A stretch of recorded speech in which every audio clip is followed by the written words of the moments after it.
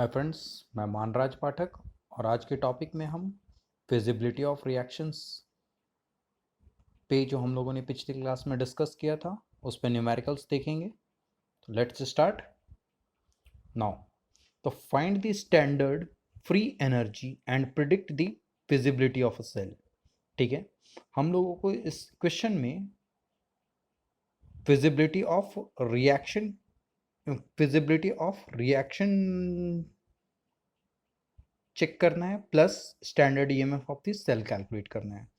यहाँ पे हमारा एक इक्वेशन दे रखा है, aluminium electrode dipped into its aqua solution salt bridge silver electrode dipped into its aqua solution. First of all हम लोगों को यहाँ पे ये फाइंड आउट करना है कि इन दोनों में सिल्वर और एल्युमिनियम में किसका ऑक्सीडेशन होगा और किसका रिडक्शन होगा। तो यहाँ पे इलेक्ट्रोकेमिकल सीरीज में एल्युमिनियम मेरा टॉप पे आता है, तो एल्युमिनियम का ऑक्सीडेशन होगा और सिल्वर का रिडक्शन होगा। तो फिजिबिलिटी ऑफ रिएक्शन चेक करने के लिए सबसे पहले हमें ई नॉट सेल कैलकुलेट करना पड़ेगा। ई नॉट सेल जो हमारा होता है E cathode minus E naught anode होता है।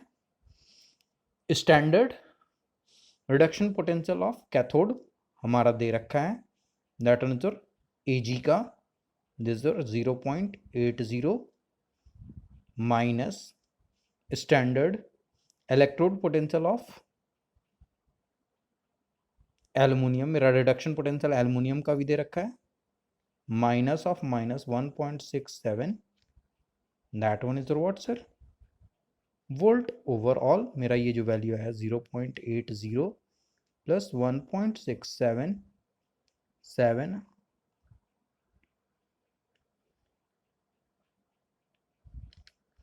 That much volt is equals to E naught cell आ गया एंड डेल्टा जी। मेरा ई नॉट सेल का वैल्यू मेरा पॉजिटिव आ रहा है, इट मीन्स कि मेरा सेल वर्कआउट कर रहा है, and delta G naught is equals to minus of n F E naught cell होगा। इस पूरे रिएक्शन में मेरा जो नंबर ऑफ इलेक्ट्रॉन्स का इन्वॉल्वमेंट है दैट वन इज 3, तो here it's value is -3 into f, value of f is what 96500 into 2.47, and hence the reaction is what, or the cell is feasible। ये reaction मेरा feasible है, reaction is FEAS feasible, reaction is feasible because delta G not is equals to negative। ठीक है, ये तो feasibility का numerical हो गया। दूसरा क्वेश्चन इसी पे देखते हैं, फिजिबिलिटी पे ही। ठीक है friends, next one is what, यहाँ पे मेरा जो नेक्स्ट क्वेश्चन है, predict the feasibility under standard condition. Standard condition में हम लोगों को फिजिबिलिटी चेक करना है। तो यहाँ पे इस रिएक्शन में मेरा, यहाँ पे देखिए, यहाँ पे हमें एक चीज ध्यान देने लायक है। सबसे पहले जो हमारा यहाँ पे इलेक्ट्रोड पोटेंशियल दे रखा है, स्टैंडर्ड इलेक्ट्रोड पोटेंशियल, ये वैल्यू मेरा ऑक्सीडेशन पोटेंशियल है, ये वैल्यू तो रिडक्शन पोटेंशियल है, नो प्रॉब्लम। तो सबसे पहले हम इसे रिडक्शन पोटेंशियल में कन्वर्ट करेंगे। E naught Ni2 plus aqueous Ni, its value is your, मेरा ऑक्सीडेशन पोटेंशियल का रिडक्शन पोटेंशियल जस्ट रिवर्स होगा, -0.26 वोल्ट। अब यहाँ पे निकल और हाइड्रोजन में, तो मेरा हाइड्रोजन का रिडक्शन होगा और निकल का ऑक्सीडेशन होगा। तो यहाँ पे जो मेरा ई सेल होगा, E naught cell is equals to reduction potential of H plus half of H2 gas cathode minus E naught Ni2 plus of Ni as solid, that is the anode. Its value is what? 0 minus 0.26 volt, that one is 0 plus 0.26 volt.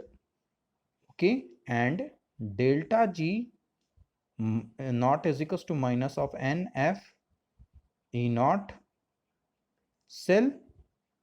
यहाँ पे n का value क्या हो जाएगा? n value 0 what 2। अगर आपको ऐसे reaction direct take करके पता चल रहा है यहाँ पे 2 है वैल्यू, तो आप इस तरीके से डायरेक्ट अगर आप कैलकुलेट कर पा रहे हो तो तुरंत से 2 वैल्यू माइनस में 96500 into E naught cell 0.26 overall value मेरा निगेटिव आएगा। It means the reaction is feasible. यहाँ पे देखिए, अगर आप number of electrons involved in a reaction calculate नहीं कर पा रहे हो तो आप इनका 2 half cell reactions note down करो।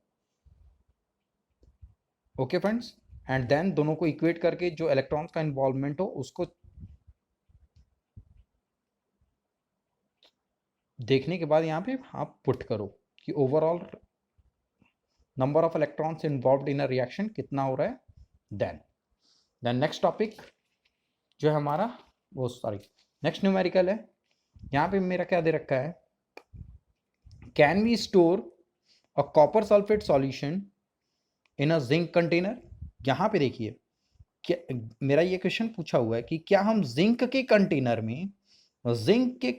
में क्या हम कॉपर सल्फेट के सॉल्यूशन को पुट कर सकते हैं, CuSO4 एक्वस। और ये जो मेरा कंटेनर है दैट वन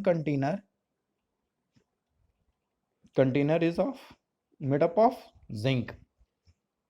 तो यहाँ पे देखिए, यहाँ पे आप सबसे पहले ई नॉट सेल निकालिए। ई नॉट सेल का मतलब क्या हो गया, cathode minus anode.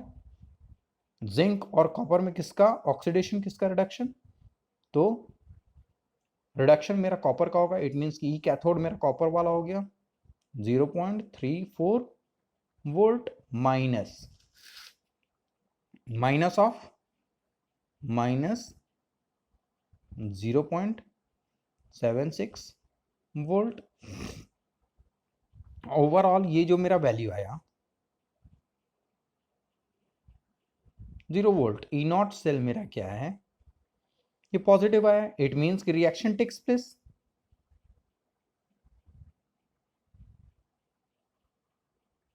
Reaction takes place because E naught cell is equals to positive. E naught cell is equals to positive. It means delta G naught is equals to negative.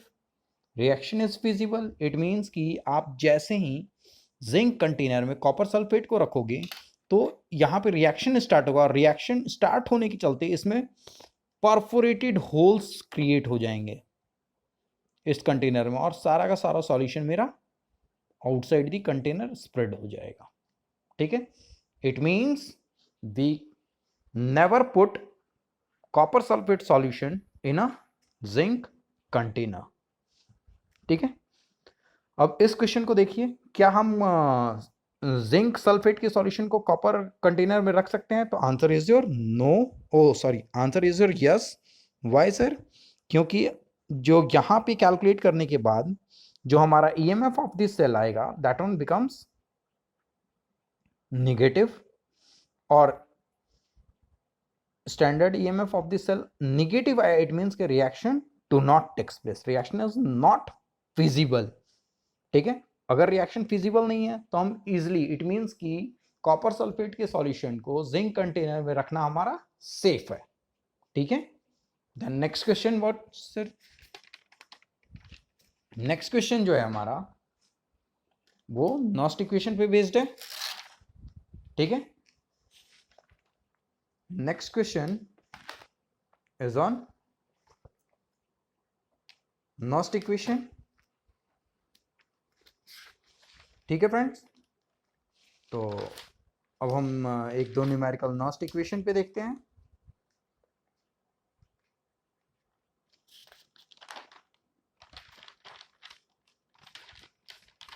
Now let's start. यहाँ पे देखिए, हमारा जो नॉस्ट equation पे सबसे पहला सवाल है दिस वन। सबसे पहला है write the Nernst equation and the EMF of the following cell at 298 kelvin is equal to this. ठीक है, तो यहाँ पे जो हमारा सबसे पहले